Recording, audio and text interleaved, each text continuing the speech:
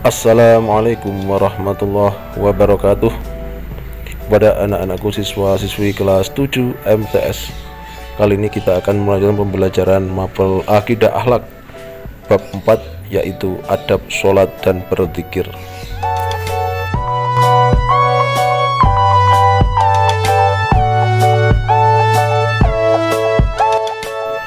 Pengertian sholat. Sholat menurut bahasa Arab berasal dari kata sholatun yang memiliki arti doa. Adapun pengertian sholat menurut bahasa merujuk pada ritual ibadah pemeluk agama Islam.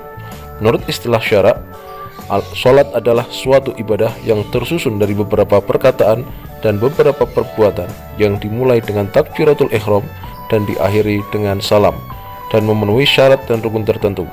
Menurut syariat Islam, praktik sholat harus sesuai dengan segala petunjuk tata cara Nabi Muhammad SAW sebagai figur pengejawantah perintah Allah.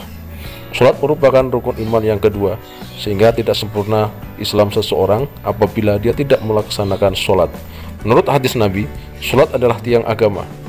Maka barang siapa yang mendirikan sholat, berarti ia telah mendirikan agama.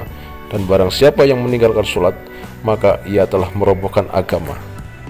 Sholat diperintahkan untuk didirikan oleh semua muslim karena menurut surah Al-Ankabut dapat mencegah perbuatan keji dan mungkar.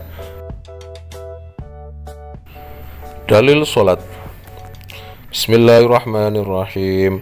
Wa aqimis sholata innas sholata tanha 'anil fahsya'i wal munkar wa dzikrullahi akbar wallahu ya'lamu ma tasna'un. Dan dirikanlah sholat, sesungguhnya sholat itu mencegah dari perbuatan-perbuatan keji dan mungkar.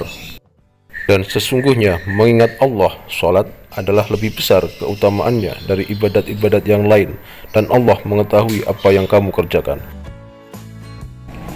Adab sholat. 1. Khusyuk. Khusyuk merupakan adab terpenting dalam sholat dan berzikir. Khusyuk merupakan inti dan roh sholat dan zikir. Maka sholat dan zikir yang tidak diiringi dengan khusyukan ibarat badan tanpa roh.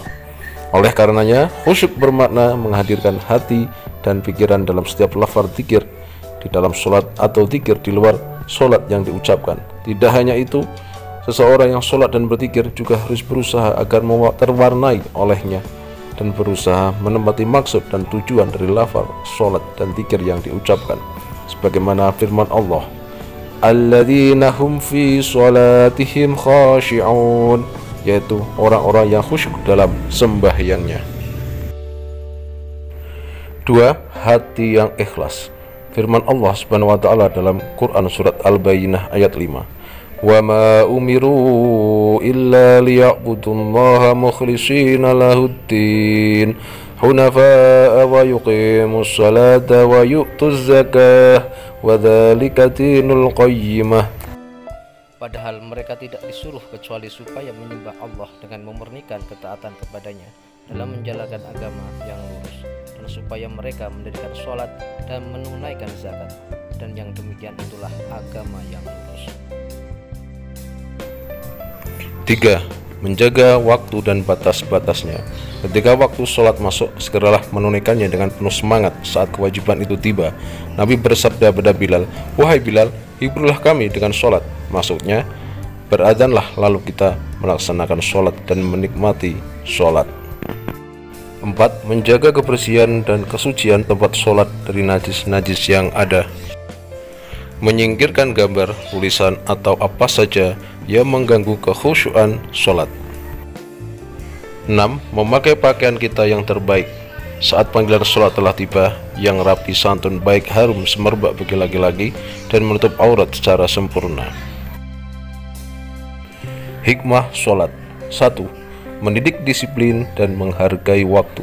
2. Menjadikan hati tenang karena sholat merupakan hubungan antara hamba dengan penciptanya. 3. Menyadarkan manusia tentang hakikat dirinya yang merupakan hamba Allah Subhanahu wa ta'ala. 4.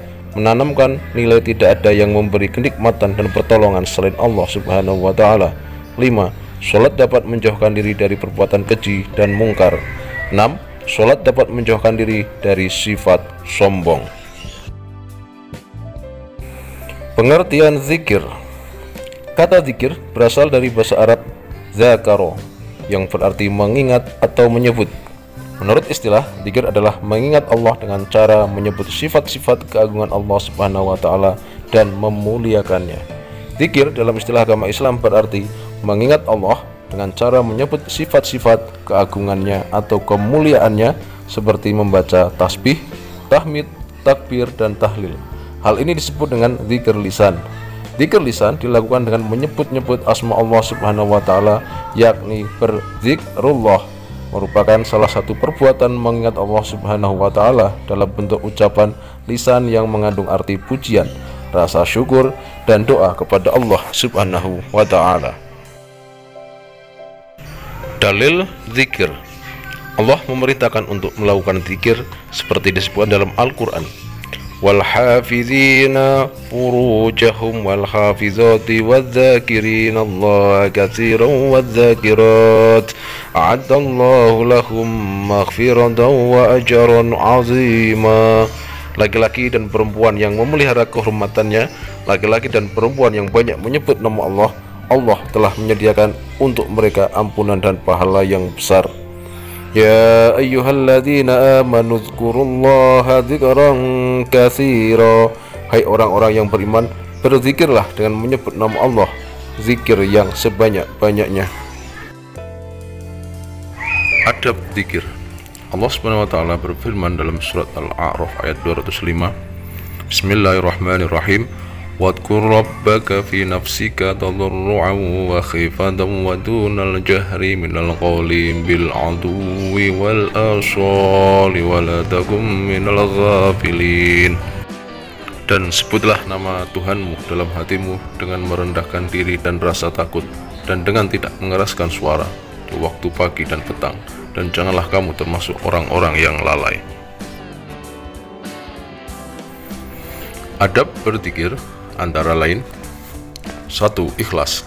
Dalam berzikir mengharap ridha Allah, membersihkan amal dari campuran dengan sesuatu, menghadirkan makna zikir dalam hati sesuai dengan tingkatannya dalam musyahadah. 2. Merendahkan suara. Ketika berzikir hendaklah merendahkan suara. Hal ini dimaksudkan agar tidak mengganggu konsentrasi orang lain yang ada di sekitarnya. Apalagi dalam berzikir haruslah memusatkan konsentrasi pada keagungan Allah Subhanahu wa taala dan dengan ketundukan yang sempurna. 3. Berzikir dengan zikir dan wirid yang telah dicontohkan oleh Rasulullah, karena zikir adalah ibadah. Membaca Al-Quran dengan niat berzikir juga dianjurkan. 4. Mencoba memahami maknanya dan khusyuk dalam melakukannya. 5. Duduk di suatu tempat atau ruangan yang suci, seperti duduk dalam sholat, juga dianjurkan. 6. Mewangikan pakaian dan tempat dengan minyak wangi, pakaian yang bersih dan halal. 7. Memilih tempat yang agak sunyi. Boleh memejamkan dua mata, karena dengan mata terpejam itu tertutup jalan-jalan panca indera lahir, sehingga mengakibatkan terbukanya panca indera hati. Adapun hikmah atau manfaat zikir antara lain: 1. Membuat orang lebih bersemangat untuk berusaha. 2. Hati menjadi tenang. 3. Bersabar dan ulet dalam menghadapi masalah apapun. 4. Mempunyai harapan-harapan hidup yang tersimpan dalam jiwa. 5.